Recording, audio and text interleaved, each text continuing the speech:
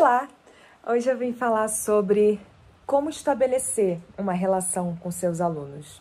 Então, esse processo, né, de começar a dar aula, quando a gente está no início da jornada, de ser instrutor, instrutora, professor de yoga, a gente pode se perguntar, né, mas como que eu estabeleço essa relação com o aluno, como que isso se dá? Então, eu vou compartilhar, né, alguns pontos que eu acredito que sejam importantes nesse processo de estabelecer uma relação com seus alunos. Então, para começar, eu diria que não dá para a gente assumir que as pessoas já venham sabendo, né? Que elas já saibam o que a gente sabe.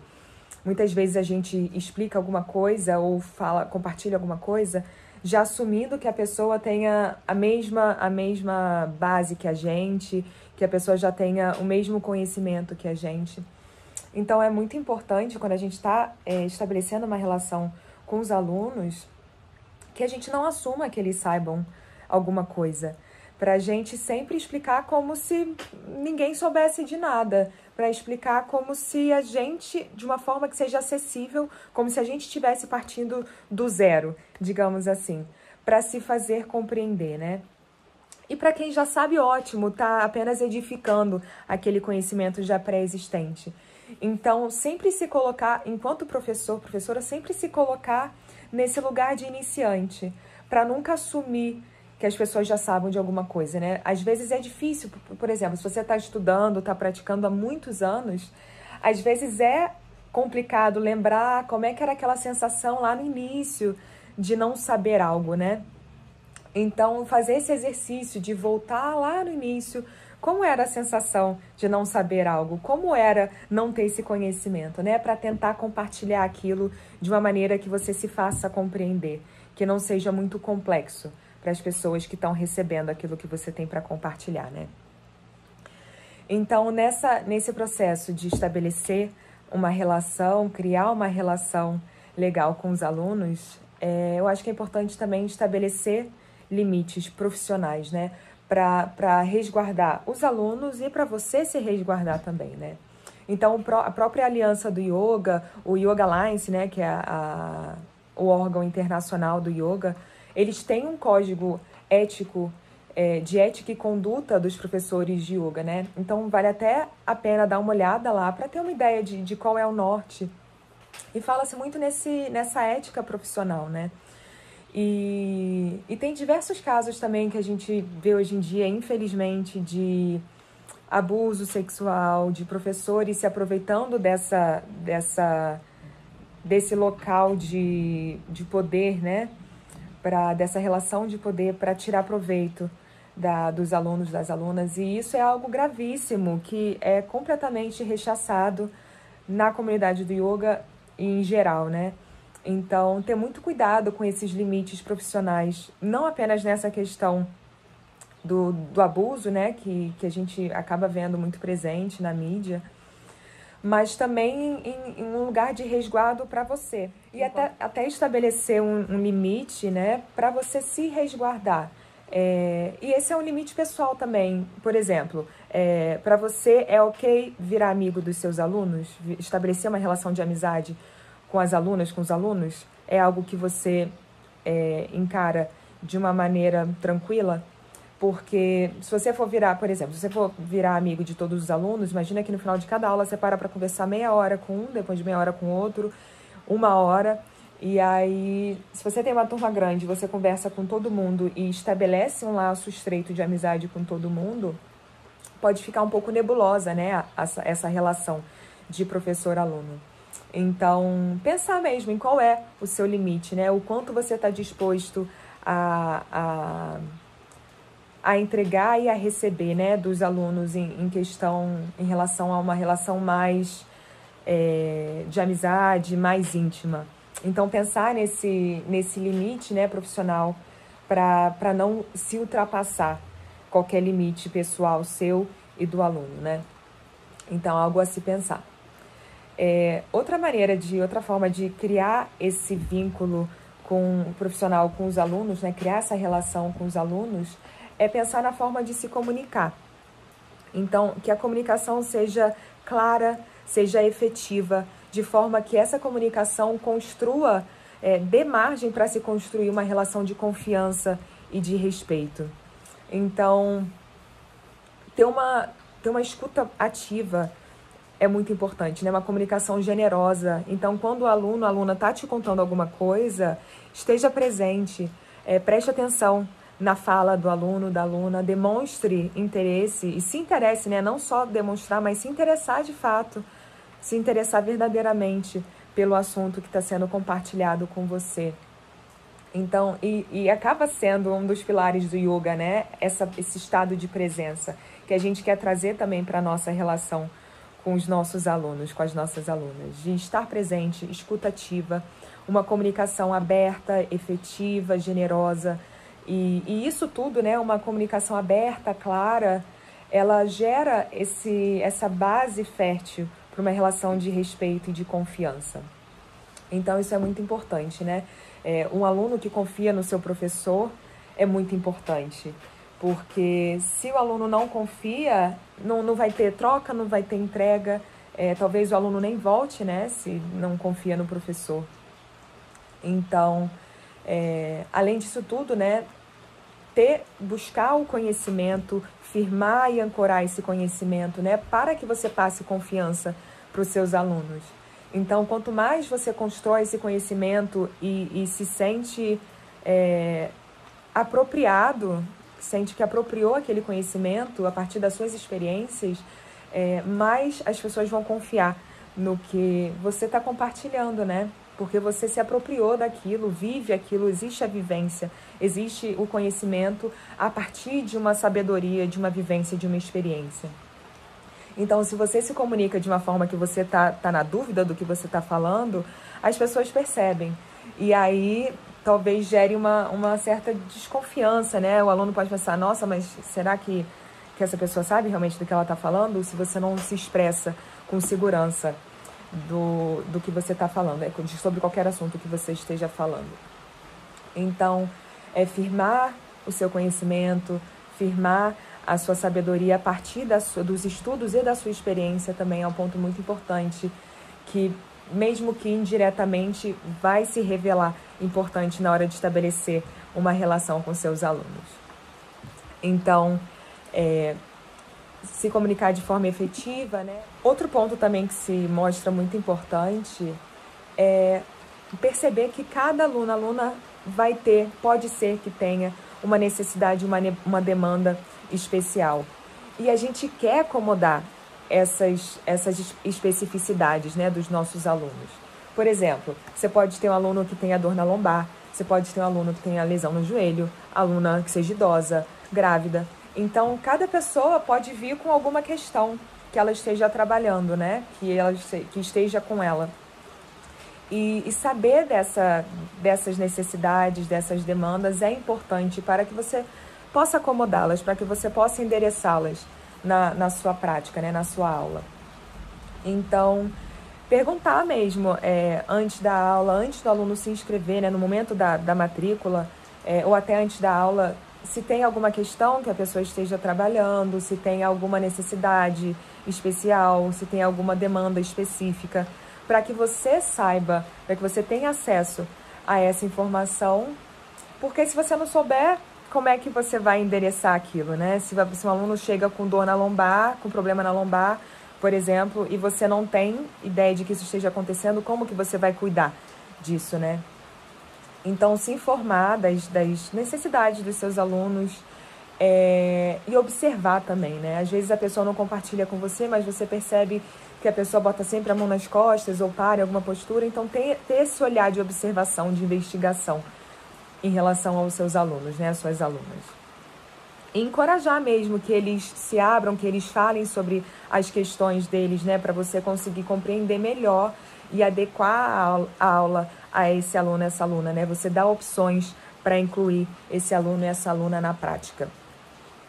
Então, pensar em fazer com que todo mundo se sinta à vontade, né, na sua aula é muito importante.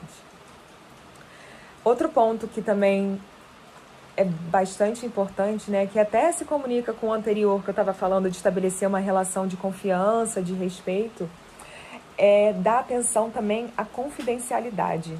Então, quando um aluno ou uma aluna compartilha alguma informação pessoal, algum dado pessoal com você, esse dado é para ficar com você. Ela revelou, ela liberou essa informação, compartilhou essa informação com você e só com você. Então, não é para você, no final da aula, ir para um outro amigo, outra amiga sua que seja professor de yoga também, e falar, ai, fulano, nossa, me contou isso, você sabia? Ele está passando por esse momento X na vida dele, e sair espalhando, né, essa informação. Quando um aluno ou uma aluna te conta, te revela alguma informação, algum dado pessoal, é para você manter com você. Existe esse acordo, né, de confidencialidade entre professor e aluno. Então, a gente quer manter secreto, né, manter aquilo em segredo quando alguém te confia alguma informação. Então, existe essa questão da confidencialidade na relação entre o professor e o aluno. E, além disso, é sempre importante nós, enquanto professores, professoras, agir com integridade, agir com honestidade, com respeito. E até pensar, né, se a gente fosse pensar em se apoiar na própria filosofia do yoga, pensar no caminho óctuplo de Patanjali, no primeiro e segundo membros desse caminho óctuplo, né? Os yamas e os niyamas. Então, as observações, as restrições para a gente viver melhor, conviver melhor com o outro e consigo próprio. Então, a gente pensar nessa base, nesse alicerce ético, digamos assim, do yoga, é uma boa diretriz para a gente saber também como se relacionar com os alunos, né? De uma maneira mais específica, mas em geral com os outros, quando a gente pensa nessas bases da filosofia. E lembrar que a gente, né, enquanto professora, a gente tem o dever de cuidado com os nossos alunos. Então, quando eu estava falando ali atrás, né, agora há pouco, de buscar saber de qualquer necessidade que esses alunos tenham, é parte desse dever de cuidado, né? Então, quando os alunos estão na nossa aula, a gente tem essa obrigação de cuidado, né? Então, se alguém está com, por exemplo, tem uma pessoa grávida na sua aula, e é uma aula aberta, que não é só aula de pré-natal, tem posturas que são contraindicadas na gravidez. Então, se você vê, por exemplo, uma grávida no último trimestre, que veio na sua aula, e ela está deitada com a barriga para baixo, isso é uma postura contraindicada para a gravidez, por exemplo, né? Então, nós, nesse dever de cuidado que temos enquanto professores, instrutores, a gente avisa, né? A gente alerta a aluna que essa é uma postura contraindicada, né? A gente não vai deixar ela lá deitada com a barriga para baixo, com o peso todo em cima do bebê durante esse momento, né, da gestação. Então, esse é só um exemplo. Nós, enquanto professores, temos o dever de cuidado, de manter todos na aula seguros. Então, isso é algo para ter sempre em mente, né, esse dever de cuidado que nós temos enquanto professores. E, além disso, né, em termos gerais, se mostrar acessível, então tá sempre aberto para receber perguntas, para tirar dúvidas, mostrar empatia com os alunos, com as alunas, é sempre muito importante e também ajudam a estreitar, né, esse vínculo, estabelecer essa relação com os alunos, com as alunas.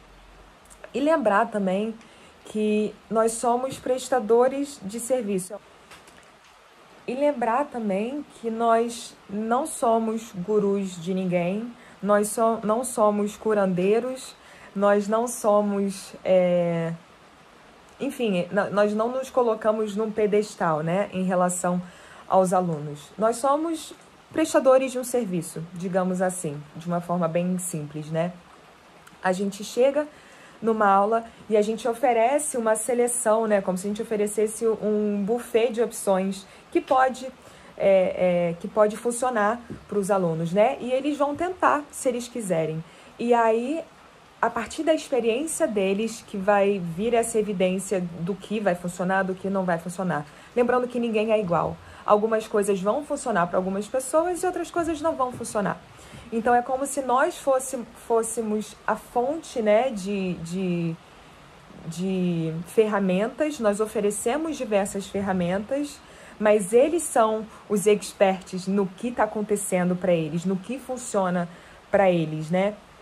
Então é como se a gente estivesse co-criando o que funciona para eles, né? A gente dá opções, eles escolhem as opções que funcionam para eles e a partir daí seguimos juntos, né? Existe essa ideia de colaboração, né? Nós somos facilitadores, nós apoiamos a jornada dos nossos alunos, né? A gente faz com que seja sobre eles, não é sobre a gente.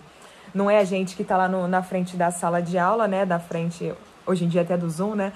Tá lá na plataforma digital ou na sala de aula e acaba fazendo toda a situação sobre a gente. Não é sobre isso, né? É sobre os alunos, é sobre quem está lá para receber. Então, lembrar que nós, professores, professoras, nós não estamos consertando ninguém, não somos curandeiros. Tem até alguns que são, e tudo bem, mas na aula de yoga, né, na prática de yoga, é um outro espaço que a gente ocupa. Então, lembrar que nós facilitamos uma experiência, né? Como se a gente fosse um restaurante self-service, a gente chega lá, nós somos experts em cozinhar, digamos assim, né? Nós somos experts na prática do yoga. E a gente chega lá e oferece, né? A gente sabe cozinhar, coloca lá no self-service pratos maravilhosos e os alunos vão se servir do que serve a eles, né? Do que beneficia eles. Lembrando que as pessoas são diferentes, algumas coisas vão servir, outras não, e tudo bem também. A gente não precisa forçar uma pessoa que não gosta de jiló, a gente não precisa descer goela abaixo jiló se a pessoa não gosta. Então, permitir com que as pessoas experimentem. E isso é muito importante, né? As pessoas se apropriarem do seu próprio corpo, se apropriarem de perceber essa conexão entre a mente, entre o corpo, o espírito, de deixar que as pessoas brinquem nesse buffet, né? Nesse playground e explorem a partir da sua própria experiência, né? Eles são os experts neles mesmos, né? Nós somos os experts no yoga, na prática, nas posturas, e aí a gente se junta para trazer algo que sirva a eles, né? Que beneficie os alunos. Então, eu acho que não é nosso lugar forçar nada. Eu acho que é sempre legal a gente oferecer opções e as pessoas escolhem as opções que elas quiserem. Então, isso é algo interessante para se pensar. E lembrar também, né, até partindo continuando isso que eu estava falando, né, lembrar que yoga não é necessariamente uma prática para melhorar, para ser melhor. Tipo, eu faço yoga porque eu quero ser melhor. Acaba que assim, secundariamente, tem essa sensação, né, de querer ser a melhor versão de si. Mas também no yoga a gente cultiva essa camada de consciência, essa camada mais profunda de consciência, de compreender que nós já somos perfeitos do jeitinho que a gente é. Então a jornada do yoga, a gente vai polindo, lapidando os obstáculos e se compreendendo melhor. Então é mais uma jornada de se aceitar, de se amar, de se perceber um ser inteiro, completo, que já tem todas as ferramentas, do que ficar buscando ser alguma coisa, né? Então, na verdade, a ideia é que a gente vá tirando essas camadas que deixam a nossa visão anuviada para a gente chegar à nossa verdadeira essência. Então, lembrando que a gente não quer fazer com que nossos alunos melhorem, sejam pessoas melhores, mas que eles entrem em contato com a sua verdadeira essência, né? Que eles se aceitem, uma autoaceitação radical. Então, a gente quer encorajar esse movimento dos alunos, né? E compreender também que o yoga é uma ferramenta de ser livre, de trazer liberdade, de se enxergar como um ser íntegro, inteiro, completo. E entender também que a gente não consegue forçar isso no outro, né? A pessoa, o aluno, a aluna tem que buscar esse caminho, né? A pessoa tem que compreender, tem que buscar e ir atrás desse caminho, né? A gente não consegue forçar isso em ninguém. E isso é algo muito interessante, porque eu lembro que quando eu me encantei pelo yoga, quando eu fiz minha primeira formação, Eu queria que todo mundo fizesse yoga, porque aquilo era incrível. E olha, tá funcionando pra mim, todo mundo tem que experimentar isso. Mas aí, com o tempo, a gente percebe que não é bem assim, né? As pessoas, elas só vão querer praticar quando elas se sentirem prontas para praticar, se sentirem prontas. Então, pode ser que yoga não seja para elas e tudo bem também.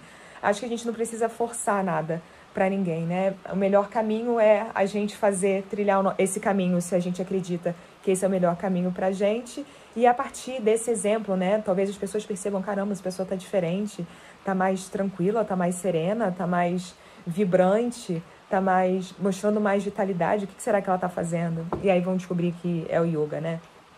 Então, o caminho de ser um exemplo e viver a sua jornada do jeito que você compreende, né? Que é mais benéfico para si, através do yoga, né? Se essa for a sua escolha, é a melhor maneira de convencer os outros, digamos assim, né? As pessoas que estão à sua volta, do que tentar forçar com que as pessoas venham praticar a qualquer custo, né?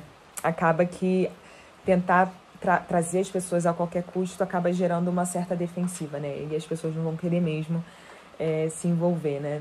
Porque não querem cobrança, não querem que digam para ela o que é melhor para ela. As pessoas sabem o que é melhor para si, né? Então, a busca tem que vir do aluno, da aluna, para praticar.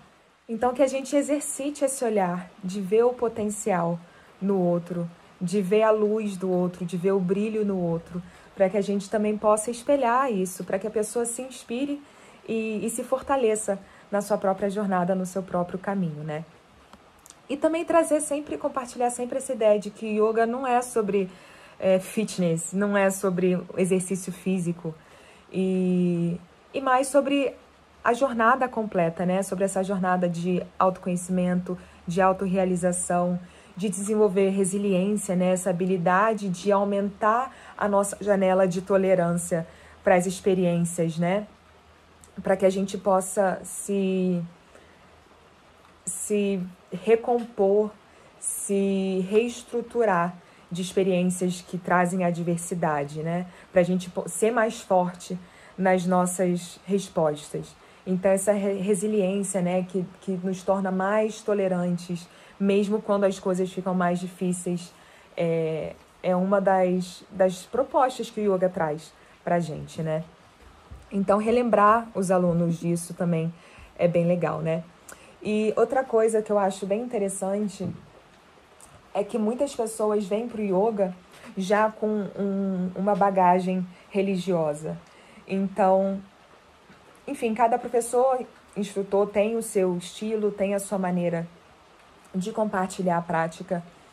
Mas se você quer fazer a sua aula ser mais inclusiva e poder apoiar as pessoas, independente da religião que ela traga, apoiar as pessoas na sua fé, nas suas crenças, talvez, enfim, isso é uma questão muito pessoal, né? Mas talvez ensinar o yoga de uma forma mais secular, de uma forma que acolha todas as religiões, porque o yoga não é uma religião, né? Yoga é uma prática, é uma filosofia, então talvez pensar, né, de uma forma de compartilhar essa prática, conhecendo os seus alunos, de uma forma que mantenha o respeito, mantenha o espaço aberto para acolher diversas religiões. E lembrar, né, que o yoga é sobre descobrir, entrar em contato, se reconectar com quem a gente realmente é, né? Então, trazer essa relação de confiança com quem se é, para trazer essa relação de confiança com os alunos é muito importante, né? Gera essa base, esse alicerce para empatia, quando a gente tem empatia com a gente, quando a gente se conhece, quando a gente tem compaixão consigo, quando a gente se mergulha, aceita esse mergulho em si, a gente consegue ter mais empatia e ter uma relação mais saudável, mais aberta, mais generosa com o outro. Então, essas são algumas dicas, né, de como estabelecer uma relação saudável, uma relação profícua com seus alunos, com as suas alunas. E se você tiver algum comentário, alguma dúvida, deixa aqui embaixo. Se você tiver alguma sugestão de assunto que você queira ver aqui também, deixa aqui no comentário. E me siga nas redes sociais e nos vemos em breve. Namastê. Até a próxima.